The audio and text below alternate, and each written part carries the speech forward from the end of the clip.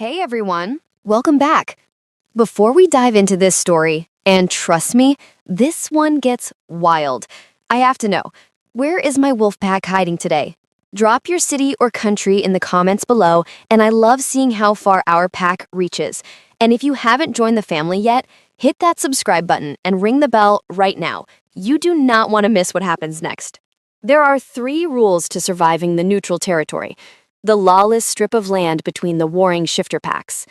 1. Keep your head down. 2. Never, under any circumstances, go out after midnight. And 3, and this is the important one, never mistake the Alpha King of the North for a golden retriever. If I had known that the massive, muddy beast I dragged in from the storm was actually King Xander, the most lethal warlord in the continent's history, I probably would have left the door locked. I definitely wouldn't have given him a tummy rub, and I certainly wouldn't have put a plastic cone of shame on him to stop him from licking his stitches. "You put a cone on me, little nurse?" he had rumbled later, his voice deep enough to vibrate the floorboards of my clinic. "I thought you would bite your stitches," I had defended myself, terrified. "Oh, I'm going to bite something," he had promised, locking the door with a terrifying click. "It won't be stitches." My name is Ria. I'm a vet nurse with terrible eyesight and a heart too big for my own good. I thought I was saving a stray dog. Instead, I dragged a naked, 7-foot-tall alpha into my bed. He's lethal, he's possessive, he has locked us inside. And the worst part? He wants to return the favor. "Beg for me, puppy," he whispered against my ear. And God help me, I think I'm going to. Chapter 1. The Stormy Night. The rain hammered against the corrugated tin roof of the infirmary like 1,000 tiny fists demanding entry. It was a relentless, drowning downpour that turned the dirt roads of the neutral territory into rivers of sludge. I sighed, wiping my hands on my stained apron, the smell of antiseptic clinging to my skin like a second perfume. It was midnight. My shift had technically ended 3 hours ago, but in the neutral territory, sickness didn't keep office hours. I was the only nurse on duty at the Paws and Claws clinic, and the flu season was hitting the lower packs hard. The silence of the empty waiting room was heavy, broken only by the hum of the old refrigerator and the storm raging outside. I moved to lock the medicine cabinet, my fingers fumbling with the keys. My eyesight was terrible without my glasses, which I had, in my infinite wisdom, managed to leave on my bedside table at home again. The world beyond a 3-foot radius was a soft, blurry watercolor painting of grays and muted blues. I squinted at the lock, trying to jam the key in, when a sound cut through the noise of the rain. Scritch, scritch. I froze, the keys jangling in my hand. The sound came from the back door, the heavy steel reinforced one that led to the alley. It wasn't a knock. No human knocked like that. It was a desperate scratching, low and frantic. "Hello?" I called out, my voice wavering slightly. I grabbed the heavy wooden broom I kept by the counter. Paranoia was a survival trait out here. "We're closed. Come back in the morning," I said. A low, pained whimper answered me. It was a sound of pure misery, the kind that bypassed my brain and tugged directly at my heartstrings. It was an animal, probably a stray dog looking for shelter from the freezing deluge. I had a weakness for strays that bordered on pathological. My tiny apartment was currently home to a 3-legged cat named Tripod and a hamster with an attitude problem. I couldn't leave a creature out in this weather. I unlocked the heavy bolts of the back door and pushed it open against the wind. I gasped as the cold rain lashed my face. Slumped on the wet cobblestones was a massive, dark shape. Even with my terrible vision, I could tell it was huge, easily the size of a small pony or a very large Great Dane. It was covered in mud and matted black fur, a heap of misery in the darkness. A dog, I thought, squinting through the driving rain. A really, really big dog. "Oh, you poor thing," I cooed, dropping the broom immediately. Survival instincts vanished. The nurse instinct took over. "You're hurt." I knelt in the mud, ruining my scrubs instantly. The creature growled, a low, rumbling warning that vibrated deep in my chest. It was a terrifying sound, primal and dangerous. Most people would have run.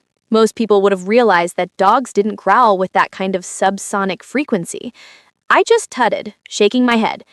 "None of that," I said firmly, reaching out. "I am a nurse. I'm going to help you. Come on, big guy." I grabbed the creature by its front paws. They were oddly thick, the joints heavy and solid.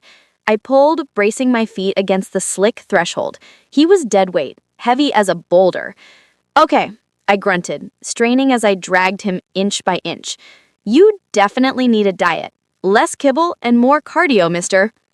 With a final straining heave that nearly threw out my back, I pulled the beast into the warm yellow light of the clinic and kicked the door shut against the storm. He lay there on the linoleum, a mound of wet fur, mud, and shivering muscle. "Right," I said, putting my hands on my hips and trying to catch my breath. "First things first, you need a bath, and then we'll see about that attitude." I didn't know it then, but I hadn't just dragged a stray dog into my clinic. I had dragged in the king of the north, and he was not going to be happy about the bath. Chapter 2. Good Boy. The exam room smelled of rubbing alcohol, wet dog, and metallic ozone. I had managed, through a miracle of adrenaline and leverage, to heave the beast onto the sturdy metal exam table. He was barely conscious, his breathing ragged and wet. Up close, under the harsh fluorescent lights, he looked even bigger than he had in the alley. His fur was pitch black, darker than a moonless night, but there were patches of bare skin visible through the mats. It looked like he was suffering from hair loss, or maybe he was a specific breed I couldn't identify through the blur of my uncorrected vision. "Mange?" I muttered to myself, leaning in to squint at his flank. "Or maybe eczema? Poor puppy, that looks itchy." As if offended by the diagnosis, the puppy opened one eye. It wasn't a dog's eye. It was amber, glowing with an internal luminescence, and absolutely furious. He let out a snarl that started in his belly and ended in a display of teeth the size of daggers. They snapped inches from my face. I jumped back, colliding with the instrument tray. "Hey!" The beast tried to stand, his massive claws scrabbling the purchase on the slippery metal table. He looked ready to launch himself at my throat. His muscles bunched, and that amber eye locked onto me with murderous intent. Without thinking, driven purely by the reflex of training unruly terriers, I reached out the nose. "No," I scolded, using my sternest, bad dog voice. "Bad boy, no biting." The effect was instantaneous. The beast froze. He blinked, the amber fire in his eye dimming into pure, unadulterated shock. He stared at me, mouth slightly open, as if I had just grown a second head or started speaking in tongues. The sheer audacity of a small human woman bopping a predator on the snout seemed to short-circuit his brain. "I am trying to help you," I told him, wagging a finger in his face as he stared at me in stunned silence. "If you bite me, I'm putting you in the cage with the mean cat. And Tripod does not share his toys. Do you understand?" The beast stared at me for a long, heavy second. Then slowly, he lowered his massive head back onto the metal table. He let out a huff of air that sounded suspiciously like a sigh of defeated disbelief. The tension left his frame, though his eyes watched me warily. "Good boy," I said, my voice softening instantly. I reached out and scratched him behind the ear, right in the sweet spot. His fur was coarse, stiff with mud, but warm underneath. "See, we can be friends. I'm not going to hurt you." He leaned into my touch, just a fraction. A low rumble started in his chest. It wasn't the threatening growl from before. It was deeper, rhythmic. A purr? Did dogs purr? I pushed the thought away. "Okay," I said, grabbing the surgical shears and a bucket of warm, soapy water. "You're going to be the handsomest boy in the shelter once we get you cleaned up." I dipped the sponge into the water, humming a soft tune. I could have sworn, as I turned back to him, that the massive black dog rolled his eyes at me. Chapter 3. The Bath. Washing a 300-pound semi-shifted wolf was not easy. It was like trying to wash a very angry, very muddy bear who had a personal vendetta against hygiene. I soaked a large sponge in warm, soapy water and began to scrub his flank. The water in the bucket turned brown instantly. As the mud ran off in dark streams, it revealed skin that was not just scarred, but patterned. I squinted, bringing my face closer to his side. "Weird markings," I mumbled, tracing a black line that swirled across his ribs. "Maybe your previous owner was an artist, or some kind of fanatic." The beast flinched violently when I touched a particularly nasty gash on his shoulder. It was a jagged wound, oozing a strange, viscous green liquid that smelled like copper and rot. Poison. My stomach turned. This wasn't a car accident. This was an attack. "Shh," I whispered, switching to a soft, sterile cloth. I know it hurts. I've got you." I cleaned the wound with the utmost care, flushing out the green toxin. As I worked, I hummed a lullaby my grandmother used to sing. The beast watched me, his head resting on his paws. His amber eyes tracked my every movement, analyzing, calculating. He wasn't fighting me anymore. He was studying me, his gaze possessing an intelligence that was unnerving. I moved to wash his chest, needing to get the mud off his underside. My hand brushed against something that felt distinctly human. A pectoral muscle, hard as rock, defined and broad. I pulled my hand back, heat rushing to my cheeks. "You work out a lot for a dog," I noted, feeling ridiculous for blushing in front of an animal. "Whatever they're feeding you, it's working." I decided to skip the nether regions. The anatomy was confusing enough through the blur of my bad vision, and frankly, I didn't want to invade his privacy any more than necessary. "We'll, let that part self-clean," I decided, clearing my throat. I rinsed him off with clean water. He was shivering again, violently now. The poison and the shock were affecting his temperature regulation. The clinic was drafty at night, the storm finding every crack in the old masonry. "You can't stay on this cold table," I said, wringing out the towel. "And the kennels are full, plus the floor is concrete." I looked at the door to my small on-call bedroom at the back of the clinic. It was a tiny space, barely a closet, with a twin bed I used for overnight shifts. I looked back at the beast. He looked pathetic, wet and trembling, his big eyes fixed on me with a silent plea. I sighed, the sound of my own resignation loud in the quiet room. "Fine," I told him. "You can sleep with me, but no hogging the covers and absolutely no drooling on the pillow." The beast hopped off the table with a grace that belied his size. He stood on his hind legs for a split second, wobbling as if disoriented, before dropping back to all fours. He followed me into the bedroom, his tail giving a single tentative wag. Chapter 4. The Bed. My bed was a twin, barely big enough for me, let alone a human and a massive beast. With the creature taking up the entire foot of the mattress, I was practically clinging to the edge, one arm dangling off into the void. "Move over, Clifford," I grumbled, shoving his furry hip with my foot. "You weigh a ton." He didn't move. Instead, he shifted. He crawled up the mattress, the springs groaning under his weight, until his massive head was resting on the spare pillow next to mine. He was warm, incredibly warm. The heat radiating off him was like a blast furnace, searing through his damp fur and my thin scrubs. In the freezing draft of the clinic, he was a living radiator. Before I could protest, he threw a heavy paw over my waist. It pinned me in place, heavy and unyielding. It felt less like a dog cuddling and more like a possessive claim. "Okay," I squeaked, unable to move. "Cuddling it is, then." The storm raged outside, wind howling against the single window, but in the small room, it was strangely quiet. I lay there in the dark, listening to his breathing. It was deep and steady, a comforting rhythm that slowed my own racing heart. I turned my head on the pillow to look at him. His eyes were closed. In the shadows, the sharp angles of his face softened.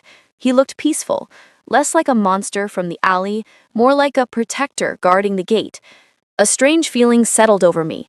Living in the neutral territory, I was always afraid, always looking over my shoulder, but lying here, trapped under the weight of this strange beast, I felt safer than I had in years. I reached out, my hand trembling slightly, and stroked his muzzle. His fur was drying, becoming softer. "Sleep well, puppy," I whispered in the darkness. He let out a long breath, his cold nose nuzzling into the curve of my neck. His whiskers tickled my skin, sending a shiver down my spine that had nothing to do with the cold. I closed my eyes, falling asleep wrapped in the legs of a strange beast, unaware that I was cuddling the most dangerous predator in the kingdom. Chapter 5: The Morning Reveal. Sunlight streamed through the broken blinds, hitting me right in the face with the subtlety of a slap. I groaned, trying to stretch, but my body met resistance. My bed felt crowded and hard and unmistakably warm. I wasn't hugging a pillow. My arm was thrown across a wall of skin. Warm, smooth, sun-kissed skin. I blinked, my sleep-addled brain trying to process the sensory input. Skin? Where is the fur? I opened my eyes. I wasn't looking at black fur. I was looking at a chest. A tanned, scarred, undeniably human chest. A chest with defined pectorals, a dusting of dark hair, and nipples. My gaze traveled up slowly, dread pooling in my stomach. Lying next to me, taking up 90% of the small bed, was a man. A giant of a man. He had long, dark hair that spread across my pillow like spilled ink. His jawline was sharp enough to cut glass, covered in a day's worth of stubble. And across his shoulder and chest were the same intricate tribal tattoos I had seen on the dog. He was also stark, raving, naked. I screamed. I scrambled backward, flailing wildly, and fell off the bed with a loud, undignified thump, tangling myself in the sheets. The man woke up instantly. He didn't startle, he simply sat up, muscles rippling across his back as he stretched. He looked around the room confused for a microsecond before his gaze landed on me, huddled on the floor. His eyes were amber, the same glowing amber eyes as the beast. A slow, lazy smirk spread across his face. It was a wicked expression, filled with arrogance and amusement. He leaned back against the headboard, crossing his arms behind his head, not bothering to cover himself in the slightest. "Morning, vet," he rumbled. His voice was deep, a gravelly baritone that rattled my teeth and did strange things to my insides. "Who? What? Where is the dog?" I stammered, frantically patting the nightstand for my glasses. I jammed them onto my face, and the world snapped into horrifyingly clear focus. He was gorgeous, and he was naked in my bed. "The dog needed a shave," he drawled, watching my panic with delight. "And a diet, apparently. Kibble, really?" My blood ran cold.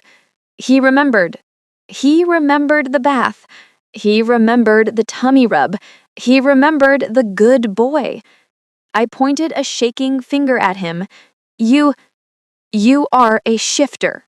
"I am King Xander," he corrected, his voice dropping an octave. "And you, little nurse, have excellent hands, but next time—" He leaned forward, the sheets slipping lower down his waist. His amber eyes danced with a predatory light. "Next time you wash me," he purred, "don't skip the good parts." My vision went black at the edges, the room spun, and for the first time in my professional career, I fainted. Chapter 6: The Lockdown. I woke up on the linoleum floor with a groan that rattled my ribcage. My back ached, my head pounded with a dull, rhythmic throb, and for a solid, blissful 10 seconds, I managed to convince myself that the last 12 hours had been a fever dream brought on by expired sushi. There was no giant wolf, there was no naked king in my bed. I was just a lonely nurse with an overactive imagination. Then, the giant moved. The sound of heavy feet hitting the floorboards shattered my delusion. My eyes snapped open just in time to see Xander, King Xander, I corrected myself with a shudder, moving across the room. He was out of the bed in a blur of motion that defied physics for a man of his size. The lazy, arrogant smirk he'd worn moments before I passed out was gone. In its place was a terrifying, razor-sharp focus. He didn't look like a patient anymore. He looked like a weapon. He moved to the small window, peering through the slats of the blinds, his body tense as a bowstring pulled to its breaking point. The muscles in his back coiled and released with every breath. "What are you doing?" I groaned, pushing myself up into a sitting position and rubbing my temples. "And for the love of all that is holy, please put some pants on." "Quiet," he hissed, not even glancing at me. The command was so sharp, so infused with natural authority that my mouth snapped shut before I could argue. I watched him, fear starting to curdle in my stomach. The playfulness from moments ago had evaporated. His amber eyes were scanning the street outside the clinic with predatory intensity. His nostrils flared, inhaling deeply, testing the air. "They found the trail," he growled, the sound low and dangerous. "My scent? It's faint, hidden by the storm, but they are tracking it." "Who?" I asked, scrambling to my feet, suddenly feeling very small in my own bedroom. "The dog catchers?" Xander turned to me. The look in his eyes made my breath hitch. It wasn't the soft, confused puppy look from the night before. It was the king look, ancient, violent, and absolute. He said flatly, "Assassins. Lady Vesper's elite guard. They are called the Vipers for a reason. If they find me here, Rhea, they will burn this clinic to the ground with you inside it just to be sure I am dead." He didn't wait for my reaction. He strode past me, the air displacing around his massive frame, and marched into the main clinic area. "Wait!" I chased after him, skidding on the polished floor in my socks. "You can't just... What are you doing?" Click, clack, thud. Xander was at the front door. He wasn't just locking the deadbolt. He was engaging the heavy steel storm shutters I hadn't used in 5 years. He slammed the metal bars into place with a force that shook the walls. Then he moved to the back door, dragging a heavy metal filing cabinet across the floor with one hand as if it were made of styrofoam. "Hey!" I shrieked, watching my organization system crumble. "That is my filing cabinet. You're messing up my alphabetization." "I am saving your life," he corrected, slamming the last bolt of the back door home. He turned to me. The clinic was now plunged into semi-darkness, sealed off from the outside world by steel and stone. The air suddenly felt very small, very recycled, and very full of alpha pheromones. "We are locked in," he declared, his voice echoing in the sudden silence. "Until my strength returns fully, no one leaves and no one enters." I stared at him, wide-eyed. I was trapped in a small building with a 7-foot-tall alpha king who was being hunted by elite assassins. "I should have just bought a goldfish," I whispered to the empty room. "Goldfish don't have enemies." Chapter 7. The Negotiation. "You cannot keep me prisoner in my own workplace," I shouted, waving a clipboard for emphasis. It had been 20 minutes since the lockdown began, and my panic was rapidly morphing into indignation. Xander was sitting on the exam table. Thankfully, he had found a towel to wrap around his waist, though it was distressingly small on him, eating a protein bar he had scavenged from my desk drawer.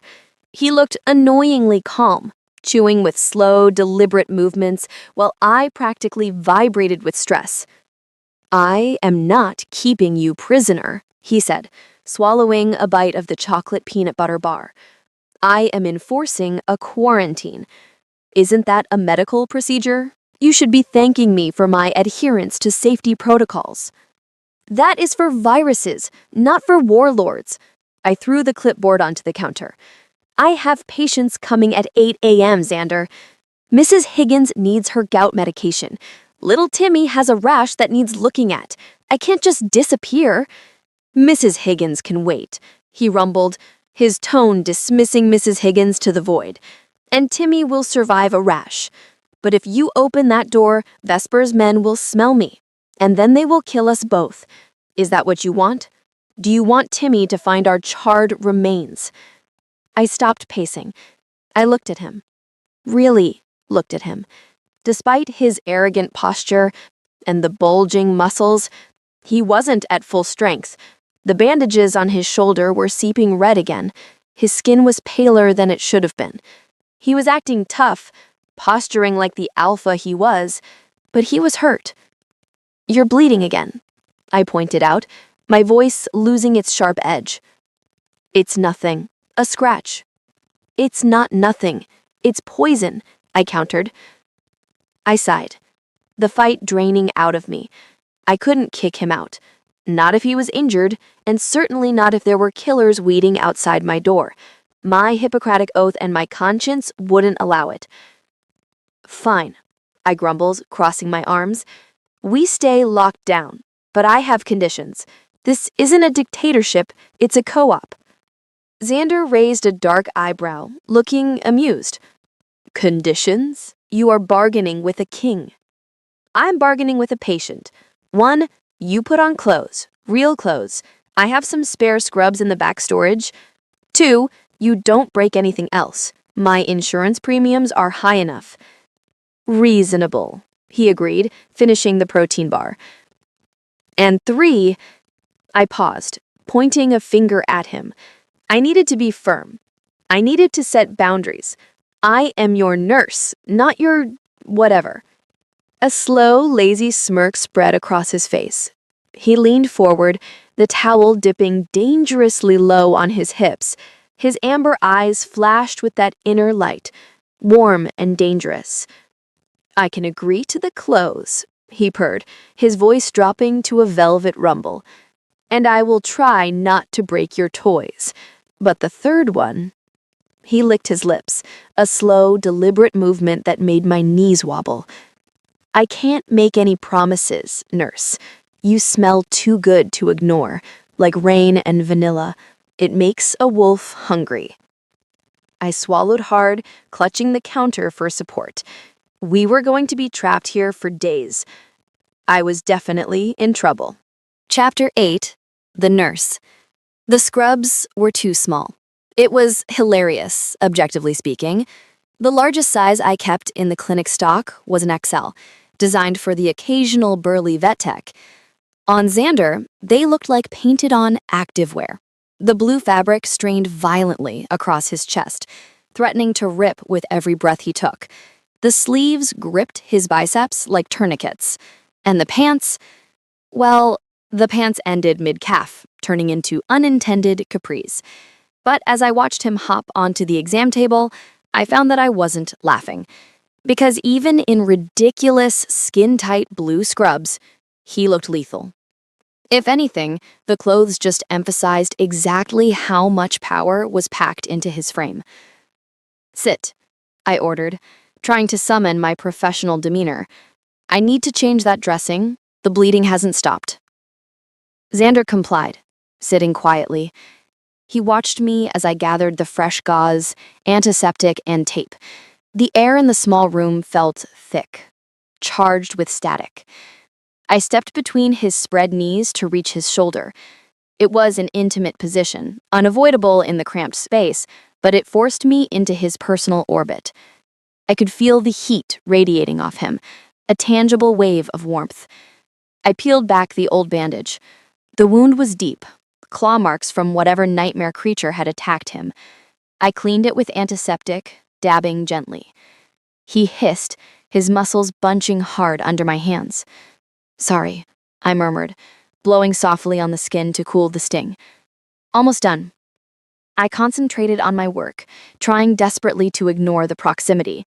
His chest was right there, broad, tanned, and covered in those fascinating tribal tattoos that seemed to shift slightly when he moved. My hand brushed his pectoral muscle as I taped the gauze down, and I felt the hard thump of his heart beneath the skin. Thump, thump, thump. It was beating fast. I paused, looking up. I expected him to be looking at the wound or the wall. Instead, Xander was looking directly at my face. His gaze was heavy, physical, like a touch. He wasn't looking at me like a patient looks at a nurse. He was looking at me like a starving man looks at a feast. "You have gentle hands," he said. His voice was a low rumble that went straight to my stomach, bypassing my brain entirely. For a woman who drags strange dogs in from the rain and assaults them with rolled-up newspapers. "I'm just a nurse," I stammered, stepping back to create some much-needed distance. "I fix things. That's what I do." "Can you fix me?" he asked. The question hung in the air. It didn't sound like he was talking about the scratches on his shoulder.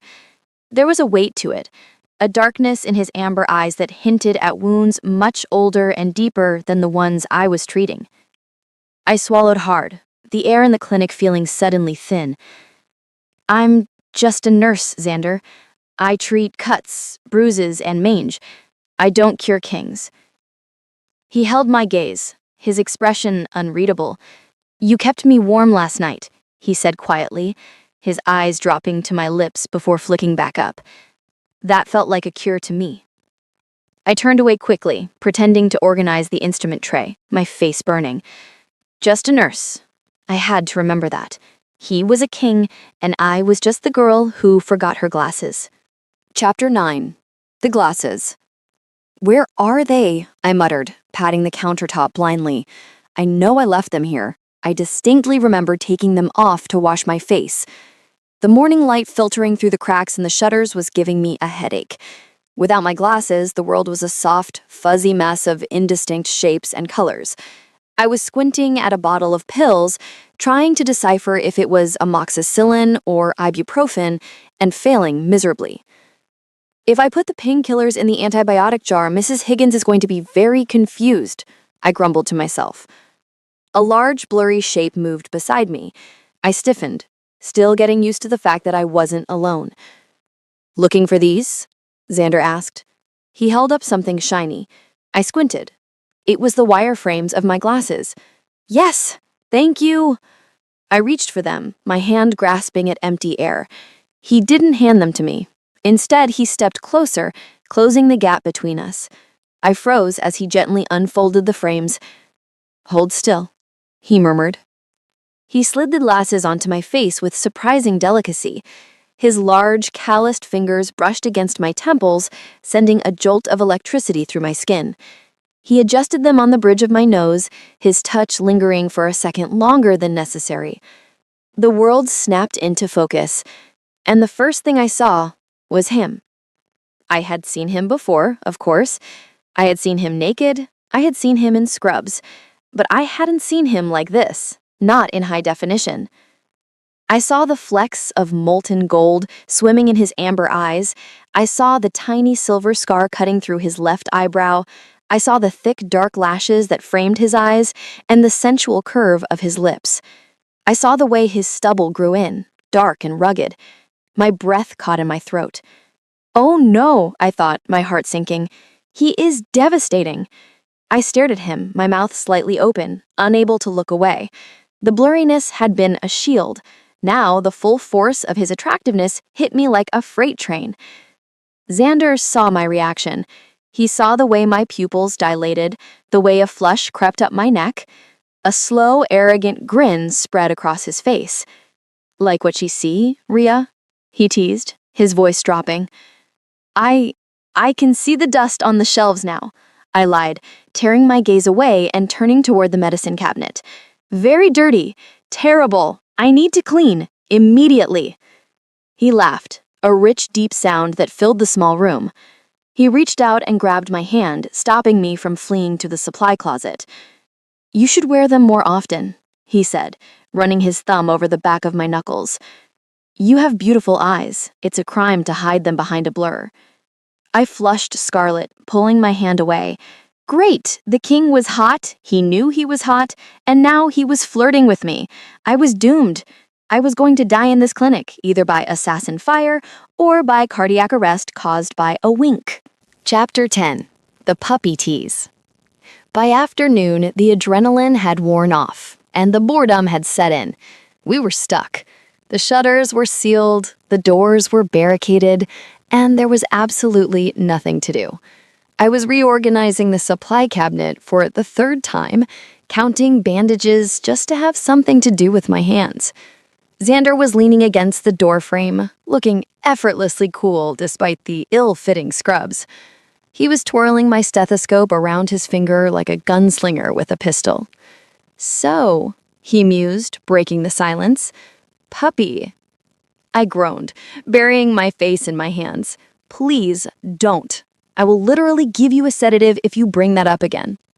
"You called the Alpha King of the North puppy. You scratched my ears. You told me I was a good boy. You even used the baby voice. I thought you were a dog, Xander. A very large, muddy, injured dog. It was a reasonable assumption." "And if I were a dog," he whispered, pushing off the doorframe and walking toward me, "would you still scratch me?" I backed up until I hit the cabinet. "You are not a dog, Xander. You are a predator. There is a distinct difference." "Predators like to be petted too," he murmured.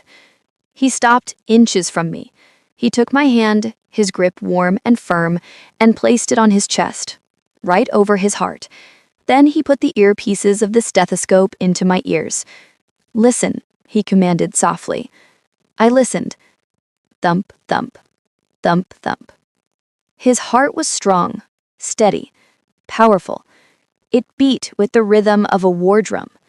But as I looked up at him, as his amber eyes locked onto mine and held me captive, thump, thump, thump, thump, it sped up.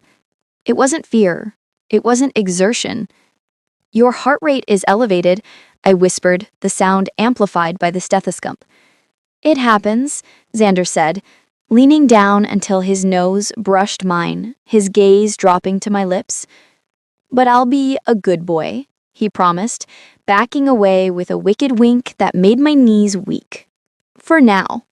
Chapter 11. The Fever. The quiet of the clinic, usually a comfort to me, was shattered by a sound that chilled my blood instantly. Clack, clack, clack. It was the sound of teeth chattering, violent, rhythmic, and coming from the back room.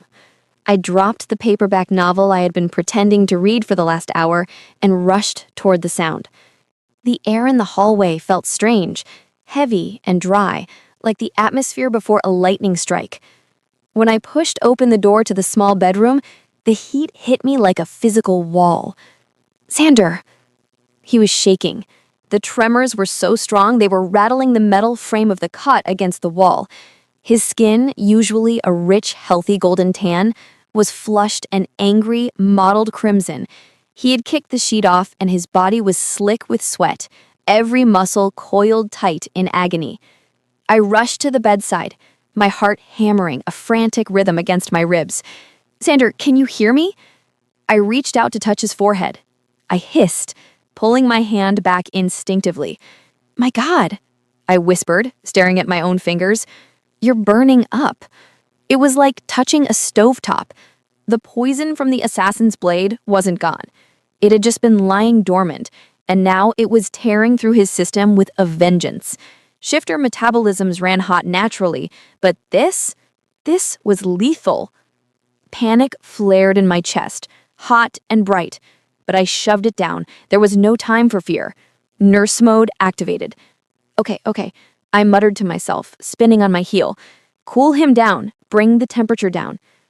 I ran to the clinic's kitchenette and yanked open the freezer. I grabbed everything I could find. Bags of frozen peas, gel packs used for sprained ankles, even a forgotten bag of frozen corn. I piled them into my arms until I could barely see over the top and rushed back to the room. Xander was tossing his head from side to side now, muttering in a language I didn't understand. It sounded ancient, guttural, and terrified. "I need to cool you down," I told him, though I knew he wasn't listening. I'm sorry, this is going to be unpleasant. I started packing the ice around him. I tucked the gel packs under his arms where the major arteries ran. I placed the frozen peas against the side of his neck. I laid the corn across his burning forehead. He groaned, a pained, animalistic sound that tore at my heart. His eyes flew open, but they weren't the warm amber I had grown used to. They were black, dilated, wild. Cold, he rasped, his voice a broken shard of glass. So cold, in the dark. I know, I shushed him, grabbing a wet cloth to wipe the sweat from his face. But the heat will kill you. You have to stay with me, puppy. Stay with me. The cot was narrow, barely wide enough for him, let alone both of us. But I didn't care. Disregarding propriety, disregarding the fact that he was a naked king and I was just a nurse, I climbed onto the mattress. I needed to hold the ice packs in place. I needed to use my own body weight to stop his thrashing. I pressed my cool scrub top against his burning skin, wrapping my arms around his shoulders to hold him still.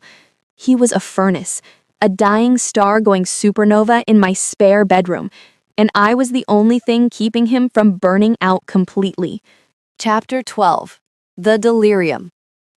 Hours passed. The storm outside had died down to a drizzle, but the storm inside Xander was raging. I was exhausted. My arms ached from holding him down during the convulsions, and my own clothes were damp with his sweat. I had replaced the ice packs twice, running back and forth to the freezer like a woman possessed. Finally, around 3 a.m., the violent shaking stopped. He went still. Too still. Xander? I leaned over him, my breath hitching. I pressed 2 fingers to his carotid artery. His pulse was thready, fast. But there. Suddenly, his hand shot up. I gasped as his fingers locked around the back of my neck. His grip was iron, unbreakable. Before I could pull away, he pulled me down. He didn't stop until our foreheads were touching, skin to skin. His breath washed over my face, smelling of metallic tang and intense heat. He wasn't looking at me, not really. His eyes were open, swimming with fever dreams, searching for something that wasn't in the room. Rhea, he breathed. The sound of my name on his lips, spoken with such raw, desperate reverence, made my stomach flip. I'm here, I whispered, trying to keep my voice steady. I'm right here, Xander. Mine, he mumbled, his thumbs stroking the sensitive skin at the nape of my neck. Found her. Finally found her. Who did you find? I asked gently, stroking his damp hair back from his forehead. Who did you find? The healer. The mate. My heart stopped. Mate. I lived in the neutral territory, but I knew what that word meant. For shifters, it wasn't just a spouse. It was soulbound. It was biology and magic and destiny wrapped into one terrifying package. It meant forever. You're hallucinating, I said quickly, my voice shaking. I tried to pull back, panic rising in my throat. It's the fever talking. You don't know what you're saying. He didn't let me go. Instead, he nuzzled his face into my palm, inhaling deeply as if my scent was oxygen and he had been drowning. Smells like rain, he murmured, his eyes fluttering shut. Smells like home. Tears pricked my eyes. I wasn't home. I was a lonely nurse in a locked clinic with a mountain of student debt and a 3-legged cat. I wasn't a queen. I wasn't a mate. I was just Rhea. But looking at him, broken and vulnerable in my arms, I couldn't bring myself to break the illusion. Okay, I whispered, my resistance crumbling. I settled back against him, letting him use me as an anchor. Sleep, Xander. When the fever breaks, I told myself firmly, he won't remember any of this. He'll go back to being the king, and I'll go back to being the nurse. And maybe that's for the best. Chapter 13. The Leash. I woke up with a crick in my neck and a heavy weight pinning my legs to the mattress. Sunlight was filtering through the blinds, brighter than yesterday.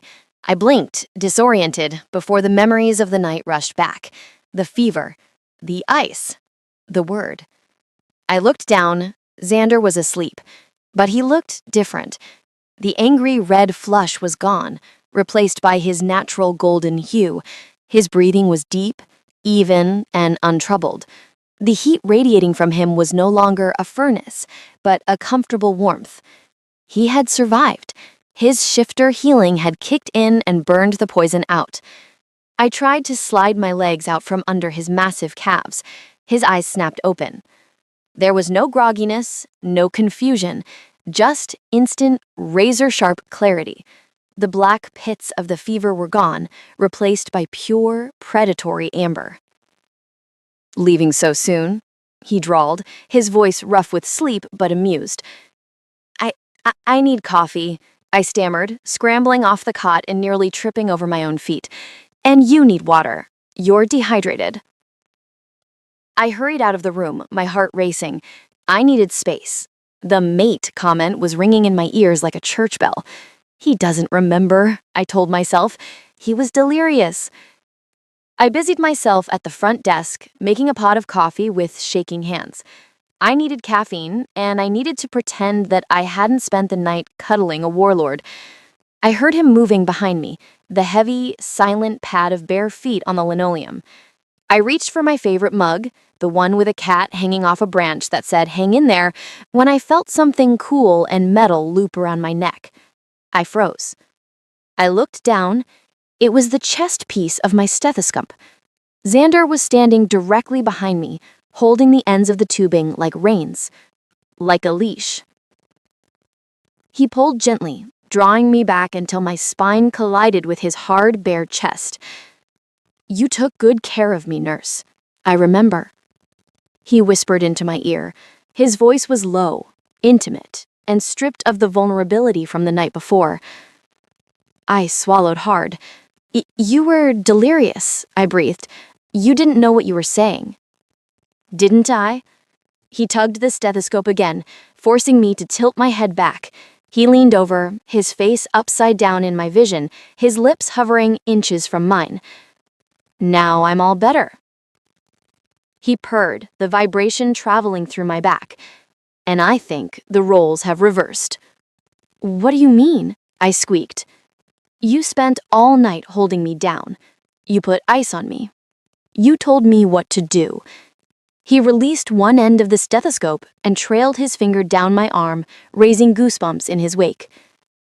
"Who's the good girl now?" My knees went weak. The dynamic had shifted so fast it gave me whiplash. The patient was gone. The king was back, and he looked very, very hungry.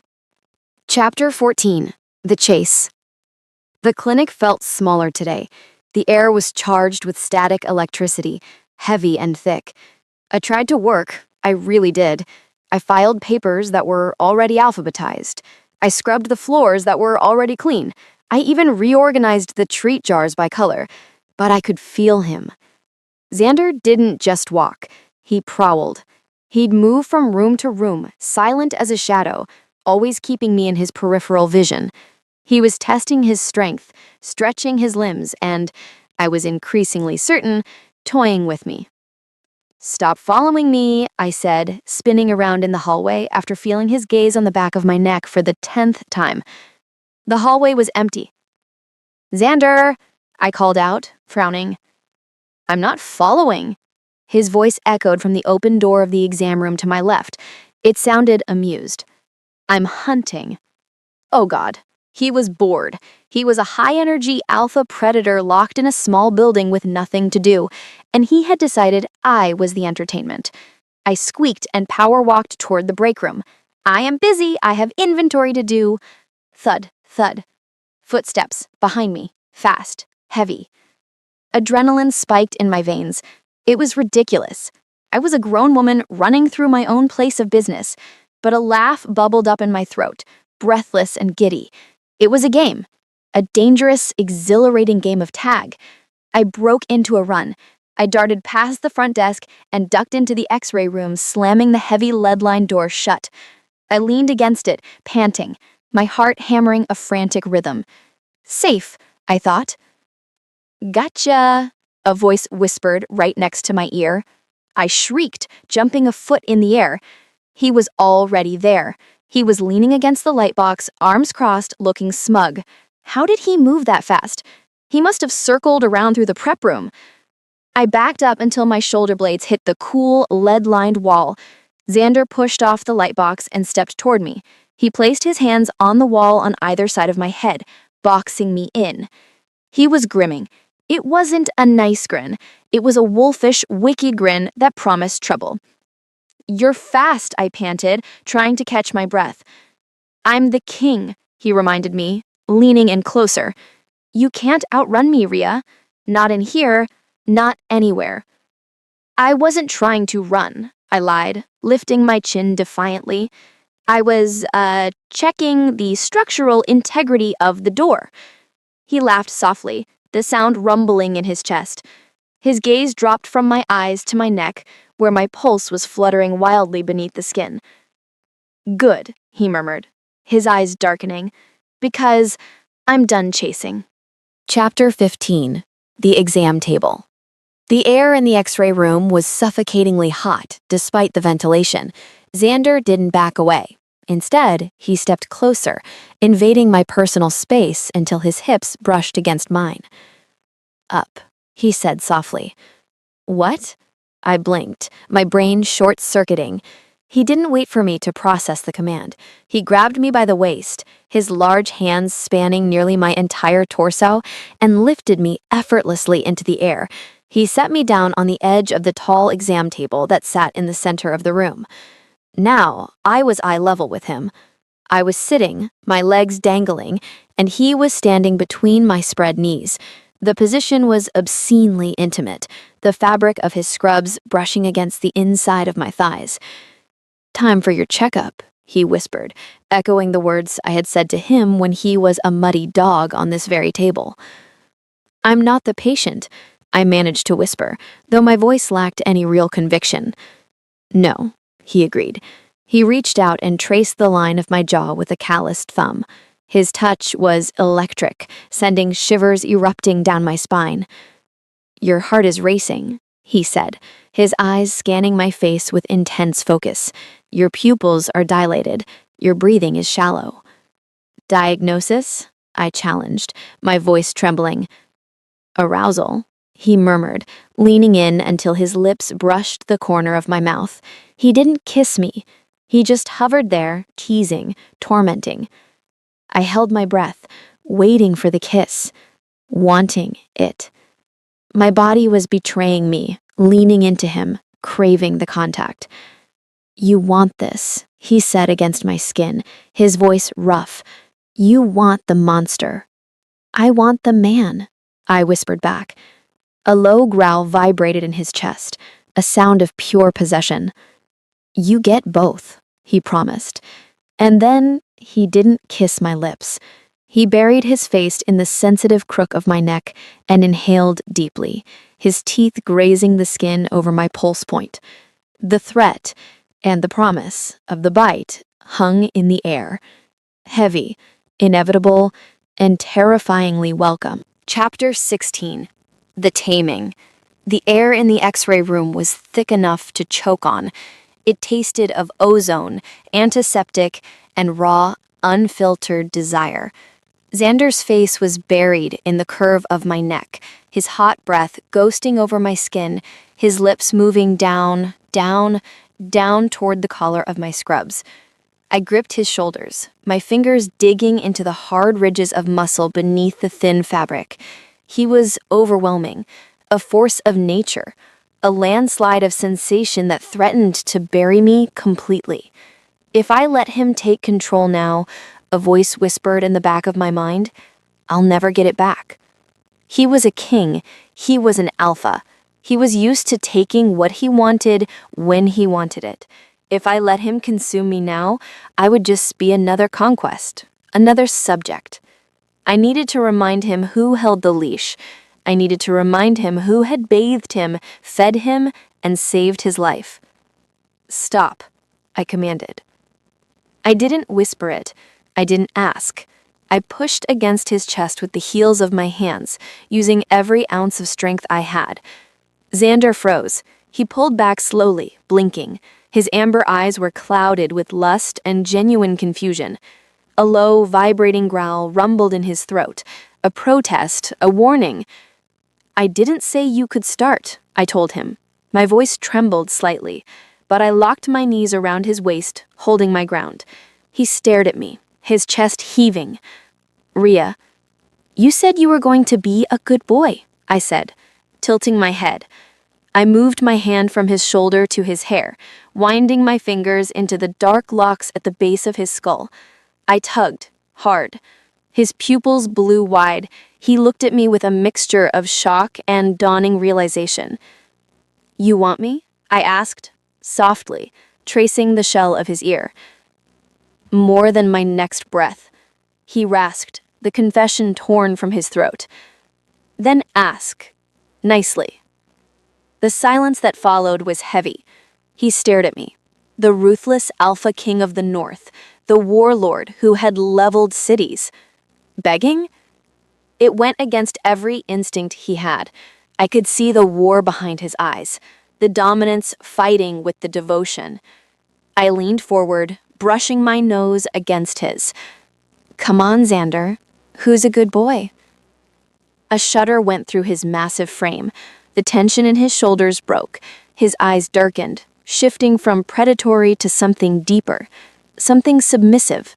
He realized the game, and God help us both, he liked it. Slowly, deliberately, he sank down. He lowered his massive body until his knees hit the linoleum floor. He looked up at me, his hands resting on my thighs, his expression a potent mix of worship and hunger. He was on his knees for me. The king was bowing to the nurse. "Please," he growled, his voice rough like gravel grinding together. He pressed his face against my stomach. "Please, mistress." Chapter 17. The Edge. The word hung in the air, charging the room with electricity that made the hair on my arms stand up. Mistress. Xander didn't wait for a verbal answer. He took my silence and the sharp intake of my breath as the permission he craved. His hands gripped my thighs, his thumbs digging into the soft flesh, parting them further. The sensation sent jolts of fire straight to my core. Watching him down there, kneeling on the cold clinic floor, while I sat perched on the exam table, was the most powerful I had ever felt. This massive, lethal creature, who could snap my neck with a flick of his wrist, was completely at my mercy. He leaned forward. His breath ghosted over me, hot and damp through the fabric of my scrub pants. "Rhea." He groaned against the fabric.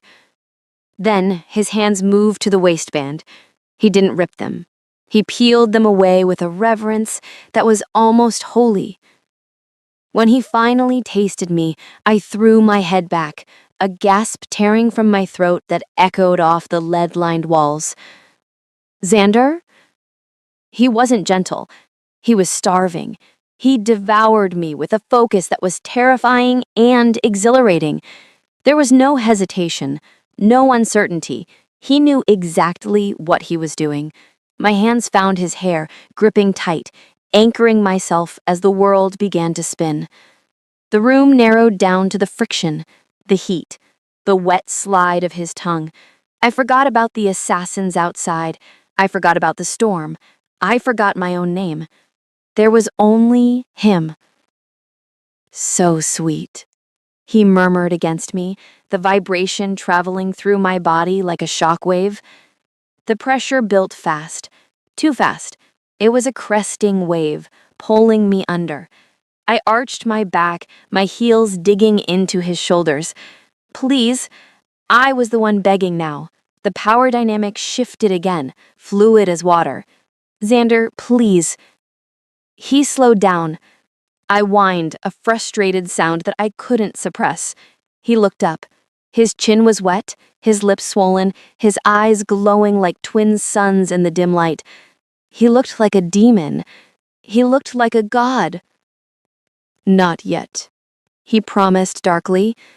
He returned to his work, but softer this time, slower, torturing me, edging me. He brought me to the precipice of oblivion and then pulled me back over and over again. I want to watch you break. He growled, his voice vibrating against my skin. I want to see you shatter. Chapter 18. The Claiming. I was a puddle, a boneless, shaking mess on the exam table. My nerves were fried, my skin overly sensitive, and my breath coming in short, jagged gasps. Xander stood up. He loomed over me, wiping his mouth with the back of his hand, looking satisfied and predatory. The hunger in his eyes hadn't abated. It had only grown sharper. My turn, he growled. He didn't give me time to recover. He scooped me up into his arms like I weighed nothing, burying his face in my neck as he carried me out of the exam room. We moved through the darkened clinic, a tangle of limbs and heartbeats, until we reached the small back bedroom. He laid me on the narrow bed and followed me down instantly, his heavy body pressing me into the mattress. The sensation of his skin against mine was electric. Clothes were gone. I didn't even remember them coming off. It was just heat, friction, and the smell of rain and musk. When he finally entered me, it wasn't just a physical connection. Boom. A shock wave went through the room. The overhead light bulb flickered and burst with a loud pop, plunging us into darkness. We both gasped, freezing for a second. Mine. A voice echoed in my head.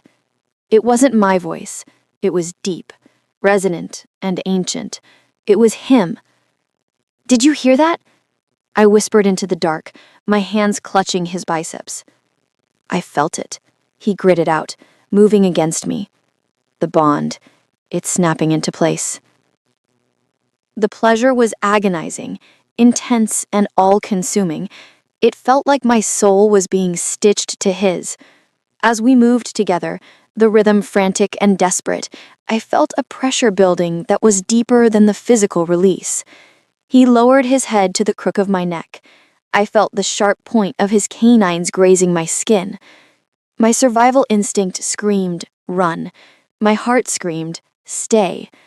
This was the claiming, the bite. It was permanent. It was a declaration of war against anyone else who would ever try to touch me. I tilted my head to the side, baring my throat to the king. Do it, I breathed. He bit down.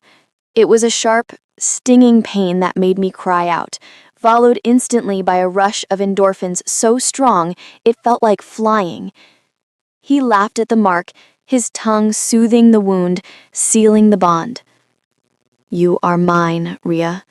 He whispered against my skin, his voice thick with emotion.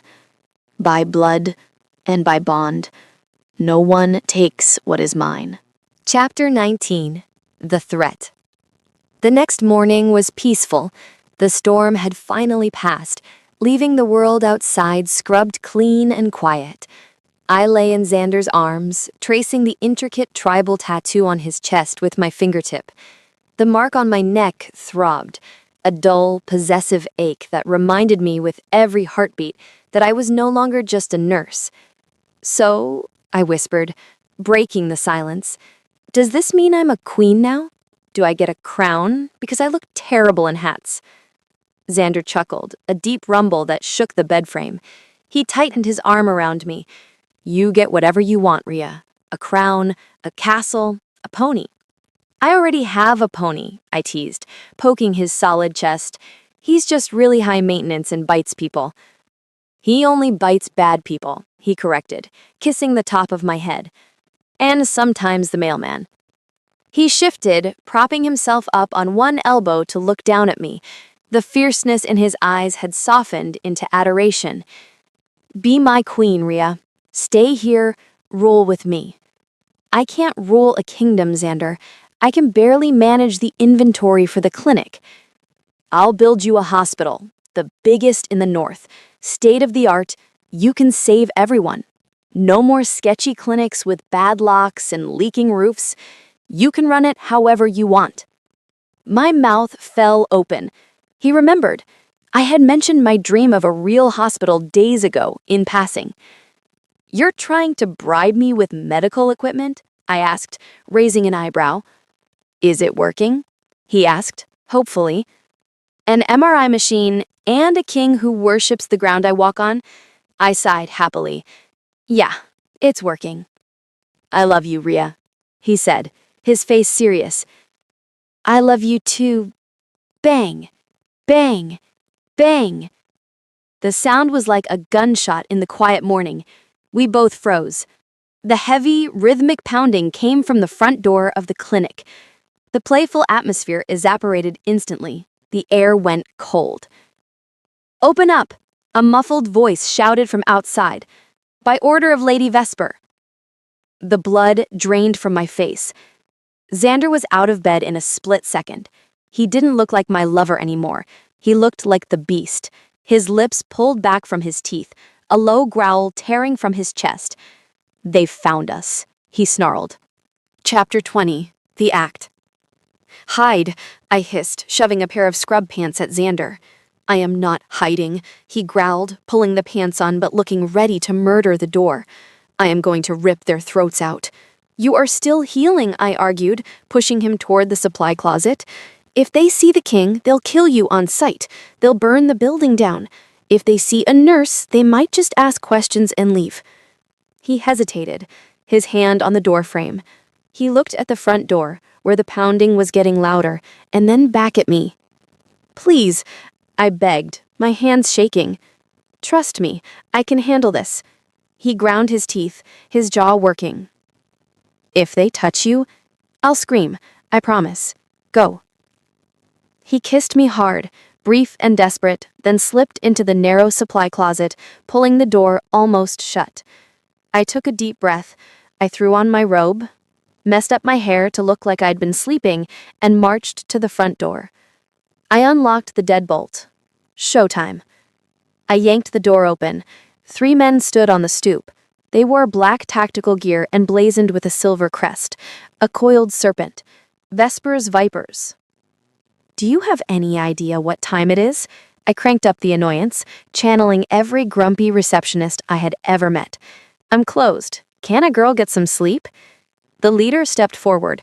He was a tall, gaunt man with pale skin and a nose that looked like a hawk's beak. He didn't speak immediately. He tilted his head, his nostrils flaring. He sniffed.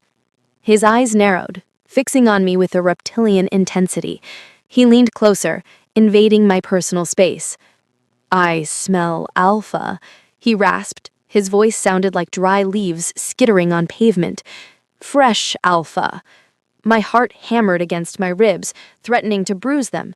My hand flew instinctively to my neck, covering the bite mark. I treated a wolf yesterday, I stammered, the lie tasting like ash on my tongue. Big guy, had the flu. He left hours ago. The captain smiled. It wasn't a nice smile. It was the smile of a man who enjoyed pulling wings off flies. Is that so? He reached out, his movement faster than a snake strike. He grabbed my wrist and yanked my hand away from my neck. The fresh, angry red bite mark, Xander's claim, was visible for the world to see. That is not a flu shot, darling, the captain sneered, his eyes gleaming with triumph. That is a royal claim. He drew his sword, the metal singing as it left the scabbard. Tear the place apart, he commanded his men. The king is here. Chapter 21. The Capture. The clinic exploded into violence before the captain's command had even finished echoing off the walls. The door to the supply closet didn't open, it disintegrated. Wood splinters flew like shrapnel as a roar shook the very foundations of the building, rattling the teeth in my skull.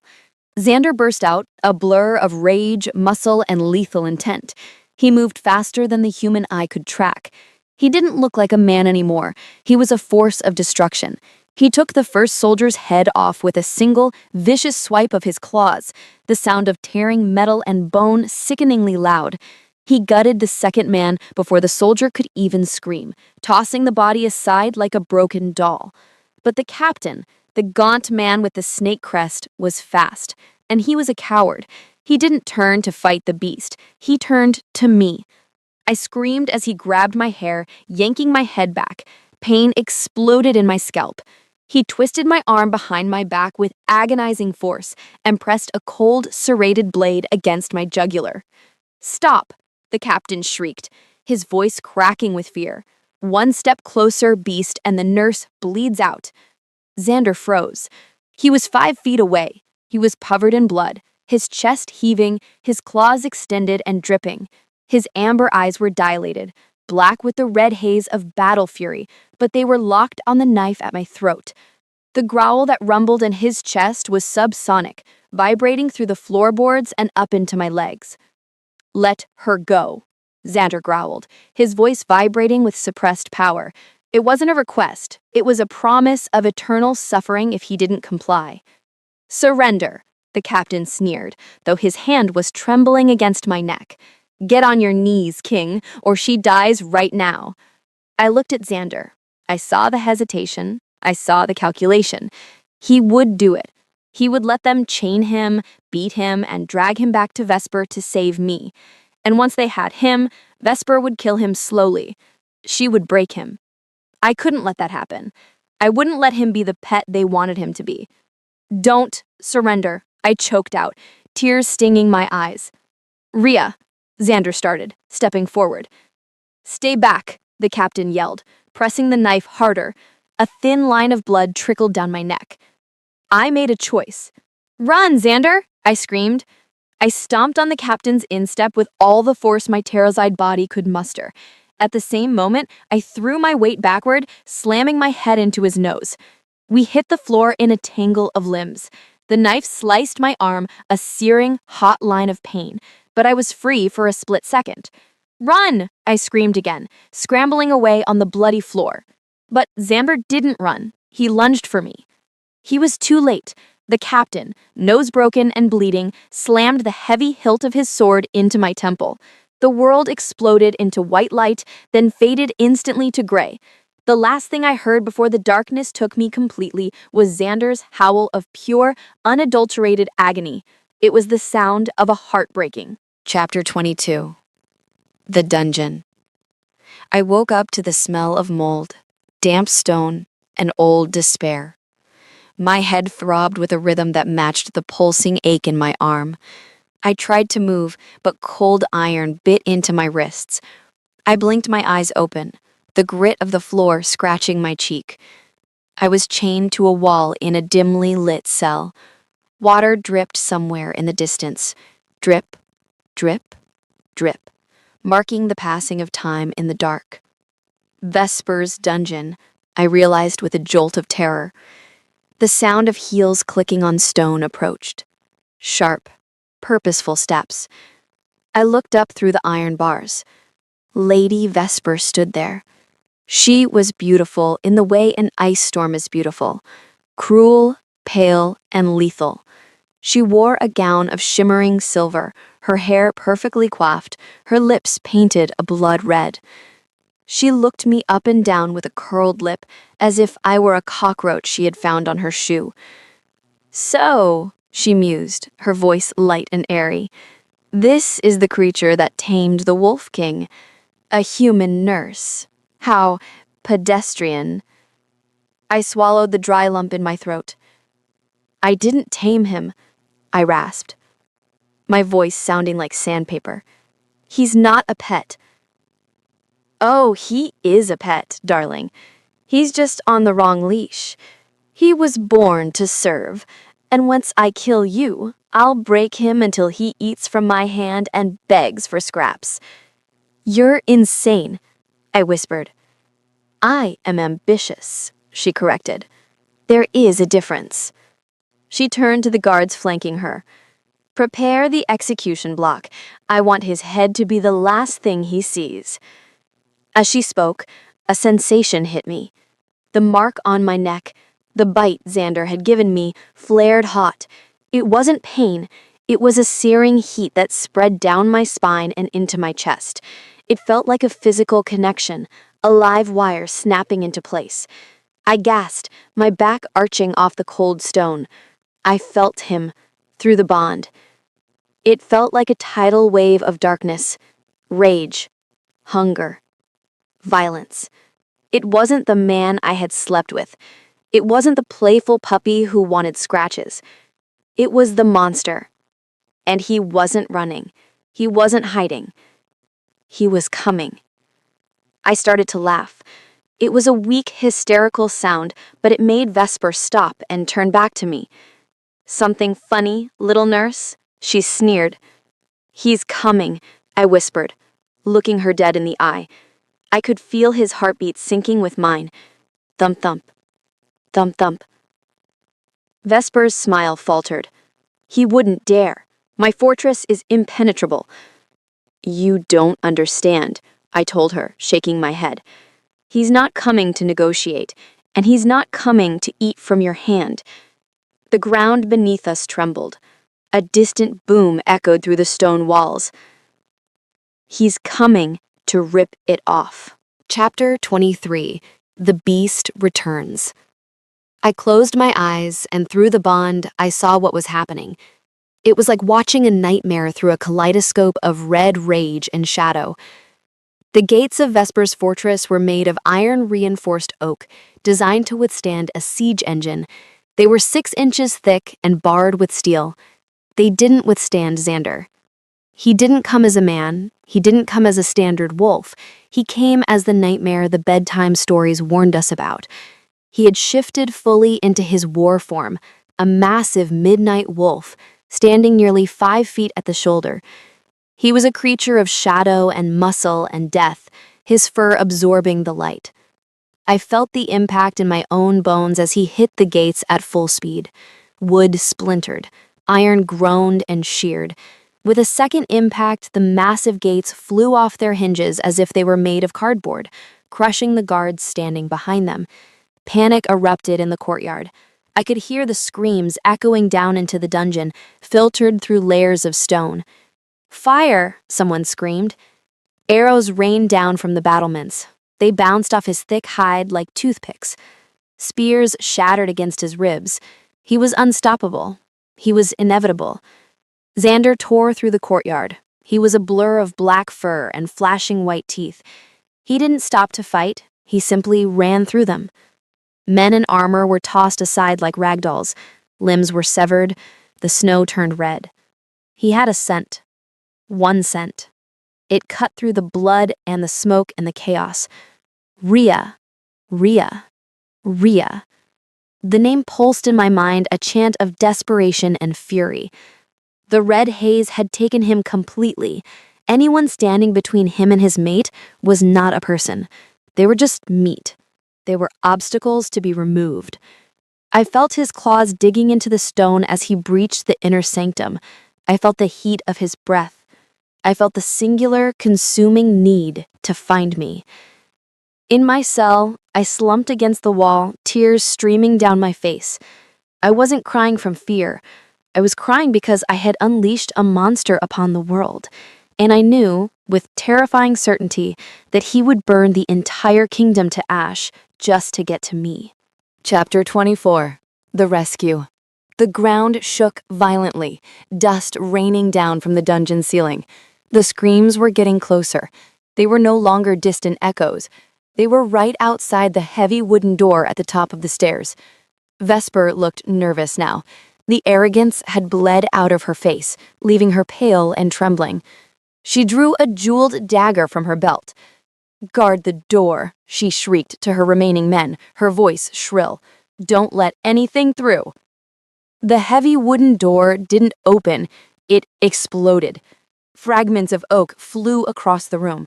A body, one of Vesper's elite guards, flew down the stone stairs, tumbling end over end until he landed in a crumpled, broken heap at my feet. Silence fell over the dungeon, a heavy, suffocating silence. Then he appeared. Xander stood at the top of the stairs. He had shifted back to his human form to navigate the narrow passage, but he looked no less terrifying. He was drenched in blood from head to toe. None of it was his. It dripped from his fingertips, from his hair, from his chin. His chest heaved with exertion. His amber eyes were glowing so brightly they lit up the gloomy stairwell like flares. They scanned the room, bypassing the guards, bypassing Vesper, until they locked onto me. "Kill him!" Vesper screamed, backing away until she hit the far wall. "Kill him now!" Two guards, driven by fear more than loyalty, charged up the stairs with spears leveled. Xander didn't even slow down. He didn't dodge. He caught the first spear shaft in his bare hand, snapped it like a twig, and drove the jagged end into the guard's throat. In the same motion, he backhanded the second guard with enough force to snap the man's neck instantly. He stepped over the bodies. He walked down the stairs, one heavy step at a time. Thud, thud, thud. The only sound in the room was the drip, drip, drip of blood falling from his hands to the stone floor. He stopped 10 feet away from the cell. He ignored Vesper completely. He looked at me, changed to the wall, bruised and bleeding. The rage in his eyes flickered, replaced for a second by agonizing pain. "Rhea," he grunted. It was a guttural sound, barely human, torn from a throat raw with howling. I choked on a sob, pulling uselessly at my chains. "Hi, puppy!" Chapter 25. The Payoff. Vesper realized her mistake. She had no guards left. She was trapped in a stone box with a creature she had tried to enslave. Desperation made her fast. She lunged toward me, grabbing my hair and hauling me up. She pressed her dagger to my throat, right over the pulse point. "Stay back!" she shrieked, her eyes wide and manic. "I'll kill her, I swear it. I'll slice her open before you can take another step." Xander stopped. He went unnaturally still. He tilted his head to the side, regarding her with a cold, detached curiosity. A terrifying smile spread across his bloody face. It wasn't a smile of amusement. It was the smile of a predator who has cornered its prey. "You think you're fast enough?" he asked, softly. His voice was calm, too calm. Vesper's hand trembled. You think you can move your hand faster than I can move mine?" he taunted, taking a microscopic step forward. "Try it." Vesper hesitated. That split second of doubt was all he needed. Xander moved. It was faster than sight. One moment he was 10 feet away, the next he was a blur of motion. He didn't go for her throat. He went for the weapon. His hand clamped around Vesper's wrist. There was a sickening snap that echoed off the stone walls. Vesper screamed as her wrist shattered. The dagger clattered uselessly to the floor. Xander didn't monologue. He didn't explain his master plan. He simply grabbed Vesper by the throat and lifted her off the ground, her feet kicking helplessly in the air. "You touched what is mine," he whispered. It was a statement of fact, a verdict delivered by a king. He squeezed. Crunch. Vesper went limp instantly. He dropped her body like a sack of trash, stepping over her without a second glance. He tore the iron door of my cell off its hinges as if it were made of paper. He was in front of me. He ripped the chains from the wall, freeing me. The dungeon was silent. Xander stood there, his chest heaving, blood dripping from his chin. He turned to me. The rage was still swirling in his eyes, the red haze threatening to consume him. He looked ready to kill anything that moved. He was vibrating with adrenaline and violence. I should have been terrified. He was covered in gore. He had just snapped a woman's neck, and he looked like a monster. But he was my monster. I reached out with my uninjured hand. I touched his bloody cheek. "Come here," I whispered softly. "It's over." The tension snapped. The monster crumbled. He fell to his knees in front of me, burying his bloody face in my lap, his arms wrapping around my waist in a crushing grip. He shook uncontrollably, great racking sobs tearing through him. "I've got you," I soothed, stroking his matted, blood-soaked hair as if he were a puppy frightened by thunder. I've got you, Xander. I'm safe. Chapter 26. The Aftermath. The royal palace was a fortress of ice and stone, huge, cold, and intimidating. But the king's private chambers were surprisingly warm. A roaring fire crackled in a hearth big enough to roast an ox, casting dancing shadows against walls hung with heavy tapestries. Xander kicked the heavy oak door shut behind him with a resounding thud. He hadn't put me down once since we left the dungeon. He had carried me through the courtyard, into the carriage, and up the grand staircase as if I were made of precious, cracked glass. He moved to the bed, a massive four-poster monstrosity draped in velvet, and set me down with excruciating gentleness. The sheets were silk, cool and smooth against my skin, a stark contrast to the scratchy cotton of my clinic cot.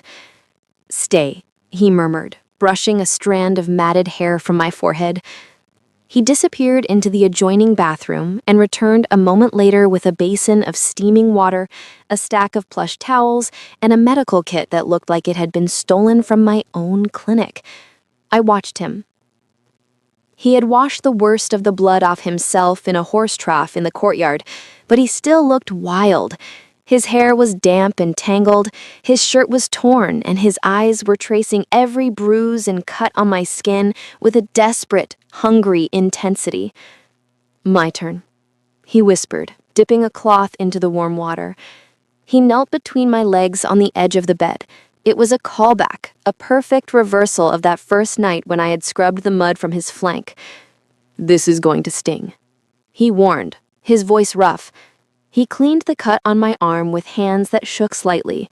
The great, lethal king who had just massacred an entire garrison without blinking was terrified of hurting me. He treated the shallow wound as if it were a mortal injury, applying antiseptic and wrapping it in gauze with surgical precision. "I let them take you," he rasped, not looking at me. His voice was thick with guilt, heavy as a stone. I smelled them coming, and I wasn't fast enough. I failed. I reached out with my uninjured hand and cupped his cheek, forcing him to look at me. His eyes were haunted, the amber dimmed by self-loathing. "You didn't fail," I told him fiercely. "You came for me. You destroyed a fortress for me. You snapped a woman's wrist like a twig for me." "I should have burned the world," he vowed, turning his face into my palm and kissing the center of my hand. "I will burn it, Rhea. If anyone ever looks at you wrong again, I will turn this kingdom to ash." "Let's start small," I suggested, offering him a weak, tired smile. "Just maybe install a better security system at the clinic, and maybe a lock that doesn't require a key from 1980. He froze. Then a small, jagged laugh escaped him. It was the first real smile I had seen on his face in days, and it broke the tension in the room like a hammer. "Done," he breathed, leaning his forehead against mine. "Whatever you want, it's done." Chapter 27. The Proposal. 3 days later, I was healed. The bond I shared with Xander was doing more than just letting me feel his moods. His wolf regeneration was rubbing off on me. The cut on my arm was a faint pink line, and the bruises had faded to yellow memories. I was standing on the balcony of the royal suite, wrapped in a silk robe that cost more than my car. I was looking out over the capital city of the north. It was breathtaking. A sprawling cityscape of stone and snow nestled in a valley between jagged mountains. Smoke rose from chimneys, and the distant hum of life drifted up to the palace. I felt him before I heard him, a warmth at my back, a shift in the air pressure. Xander wrapped his massive arms around me from behind, resting his chin on my shoulder. He smelled of sandalwood and fresh snow. "Do you like it?" he asked, his voice a low rumble against my spine. "It's a nice view," I admitted, leaning back into his solid heat. "Very majestic." "I'll give it to you," he said, casually, as if he were offering me a sandwich. "The view?" The city. He corrected, tightening his hold. The kingdom. Everything the light touches. It's yours. He turned me around to face him. He looked nervous. The man who had faced down an army of vipers was fidgeting with the cuff of his velvet jacket. Be my queen, Rhea. Stay here. Rule with me. I don't want to run this place alone. I need my mate. I opened my mouth, but he held up a hand, cutting me off. I know what you're going to say. You miss the clinic.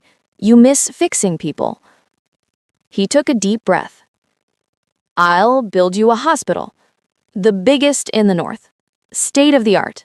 MRI machines, surgical suites, a trauma center that can handle shifters and humans.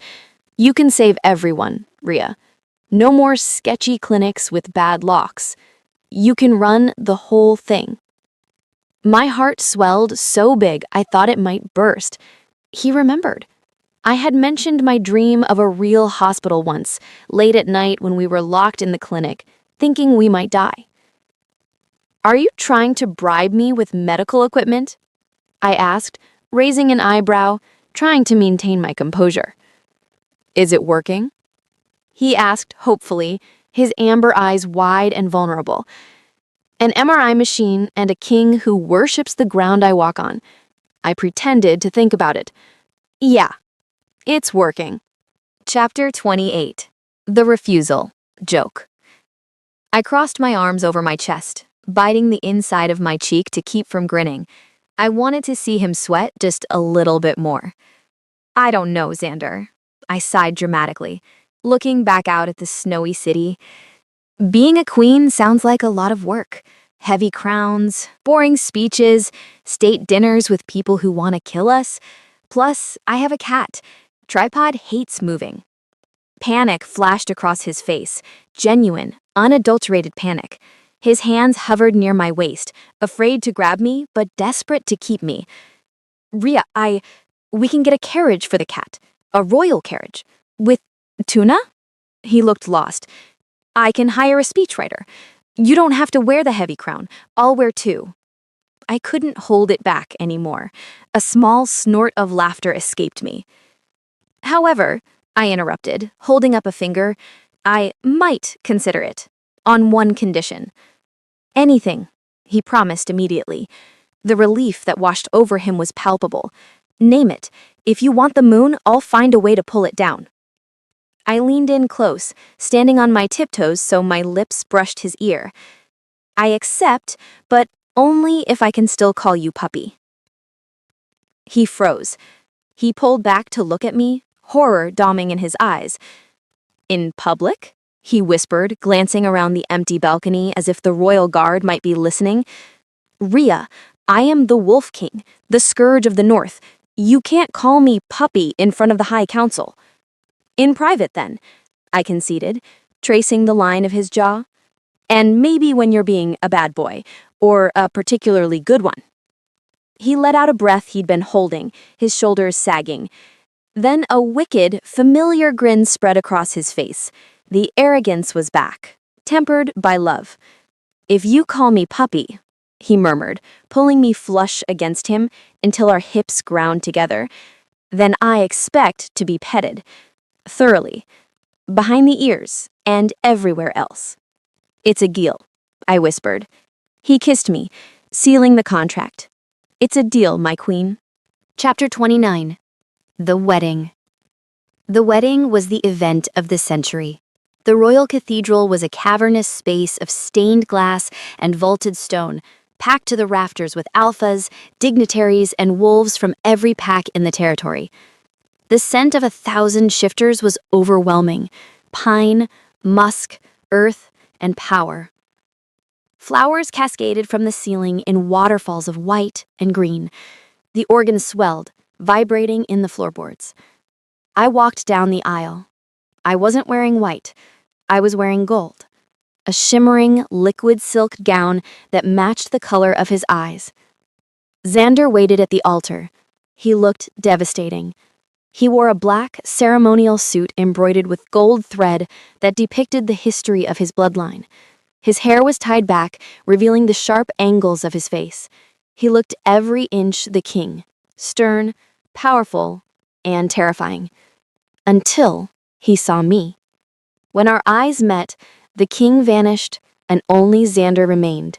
His expression softened into something so raw and open, it made my breath hitch. We didn't do standard vows. We wrote our own. I, Xander, Alpha of the North, his voice boomed through the silent cathedral, give you my heart, my soul, and my sword. I will protect you until the stars burn out.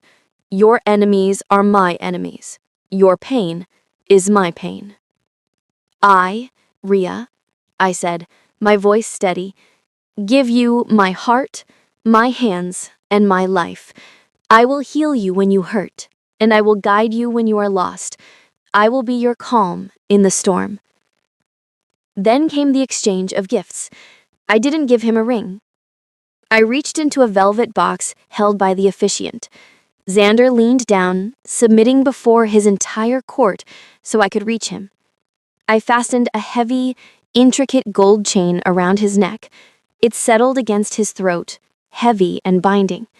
It was subtle, hidden under his collar, but everyone in the front row saw what it was. A collar.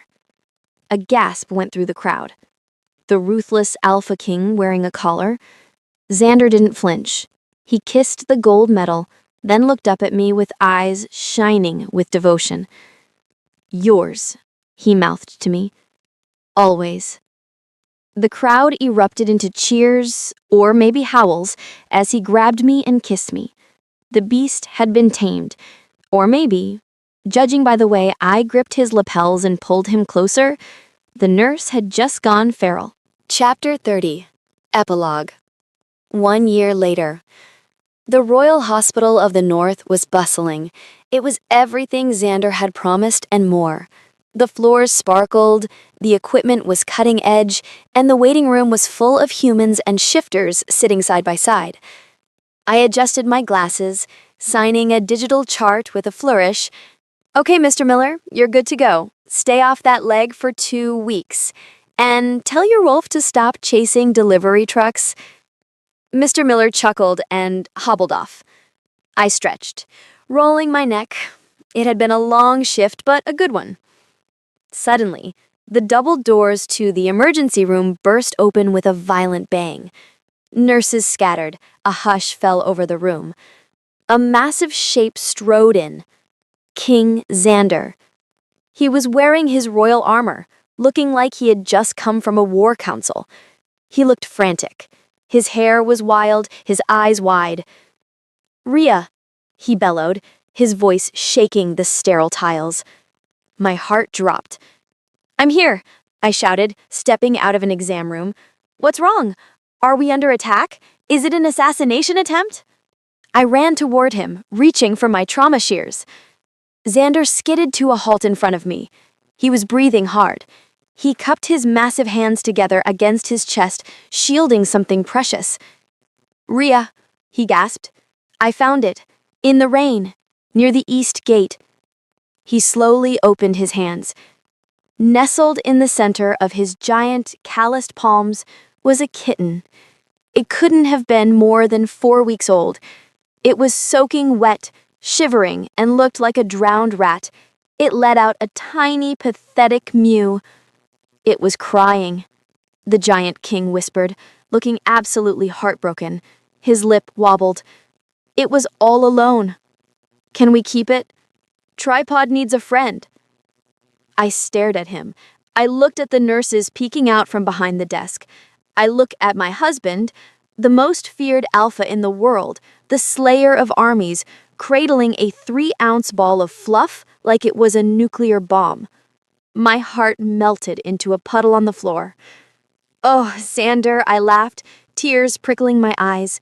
I reached out and scratched the kitten's head, then scratched Xander behind the ear. You really are a sucker for strays, aren't you? A slow, boyish smirk spread across his face.